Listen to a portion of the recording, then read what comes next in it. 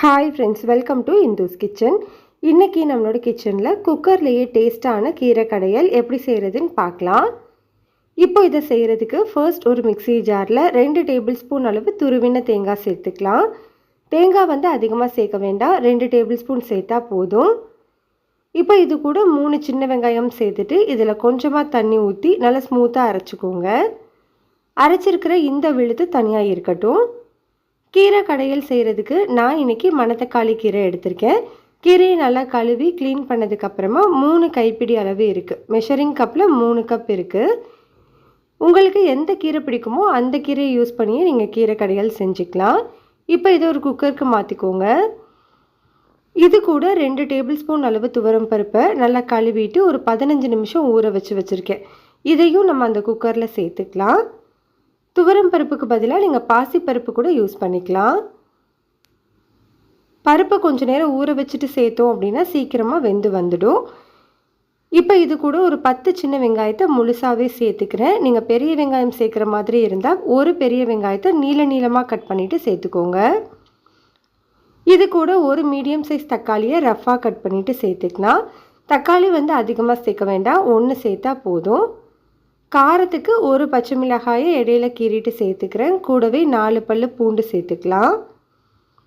இது கூட ஒரு சின்ன துண்டு கட்டி பெருங்காயம் சேர்த்துக்கிறேன். நீங்கள் பெருங்காயத்தூள் சேர்க்க போகிறீங்கன்னா 1/2 டீஸ்பூன் சேர்த்துக்கோங்க. இதில் இப்போது நம்ம அரைச்சி வச்சுருக்கிற தேங்காய் விழுது சேர்த்துட்டு மிக்ஸி ஜார் கழுவிட்டு 1 கப் தண்ணி சேர்த்துக்கலாம். இது கூட இப்போ 1/4 டீஸ்பூன் அளவு மஞ்சள் தூள், 1 டீஸ்பூன் அளவு சாம்பார் தூள் சேர்த்துக்கலாம். இப்போ ப்ரெஷர் குக்கரில் மீடியம் ஹீட்டில் 4 விசில் வச்சு எடுத்துக்கோங்க. 4 விசிலுக்கு அப்புறமா ப்ரெஷர் எல்லாமே ரிலீஸ் ஆனதுக்கப்புறம் ஓப்பன் பண்ணி வச்சுருக்கேன். இப்போ இதை இந்த மாதிரி ஒரு மத்து வச்சோ இல்லைனா ஒரு குழம்பு கரண்டி யூஸ் பண்ணியோ நல்லா மசிச்சு விட்டுக்கோங்க. உங்களால் எந்த அளவுக்கு முடியுமோ அந்த அளவுக்கு நல்லா மசிச்சு விட்டுக்கோங்க. நல்லா மசிச்சாதான் டேஸ்ட் ரொம்ப நல்லா கிடைக்கும். இப்போ நம்ம கீரையை நல்லா மசிச்சாச்சு, இது தனியாக இருக்கட்டும். ஒரு கடாயில் 1 டேபிள் ஸ்பூன் அளவு நல்லெண்ணெய் சேர்த்துக்கலாம்.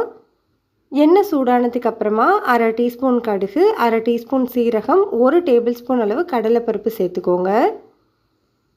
இப்போ இது கூட ஒரு வரமிளகாயை சின்னதாக கட் பண்ணிவிட்டு சேர்த்துக்கிறேன். கூடவே கொஞ்சம் கருவேப்பிலை சேர்த்து தாளிச்சிக்கலாம். இதெல்லாமே நல்லா பொரிஞ்சு வந்ததுக்கப்புறமா நம்ம ரெடி பண்ணி வச்சுருக்கிற கீரையை உள்ளே சேர்த்துக்கோங்க. கீரை சேர்த்ததுக்கப்புறமா குக்கரை கழுவிட்டு ஒரு 1/2 கப் அளவு தண்ணி சேர்த்துக்கிறேன். கீரை கடையலுக்கு தேவையான அளவு உப்பு, 1 டீஸ்பூன் கல்லுப்பு சேர்த்துட்டு இதை நல்லா கலந்துட்டு ஒரு 5 நிமிஷத்துக்கு கொதிக்க வச்சுக்கோங்க. அப்போ தான் அதோட பச்சை வாசனை எல்லாமே சுத்தமாக போகும். இப்போ கிட்டத்தட்ட ஒரு 5 நிமிஷமாக கொதிச்சிட்ருக்கு. அதோட பச்சை வாசனை எல்லாமே போயிடுச்சு. இந்த டைமில் நம்ம ஸ்டவ் ஆஃப் பண்ணிக்கலாம். அவ்வளோதான், நம்மளுக்கு ரொம்ப சிம்பிளான ரொம்பவே டேஸ்டான கீரை கடையல் ரெடி ஆயிடுச்சு. இந்த கீரை கடையல் சூடான சாதத்தோடு சேர்த்து சாப்பிடும்போது ரொம்பவே நல்லாயிருக்கும். சப்பாத்தி பூரி கூடவுமே ரொம்ப நல்லாயிருக்கும். கண்டிப்பாக ட்ரை பண்ணி பாருங்கள். இந்த ரெசிபி பிடிச்சிருந்தால் லைக் பண்ணுங்கள், ஷேர் பண்ணுங்கள், கமெண்ட் பண்ணுங்கள். இந்துஸ் கிச்சனை சப்ஸ்கிரைப் பண்ணிக்கோங்க.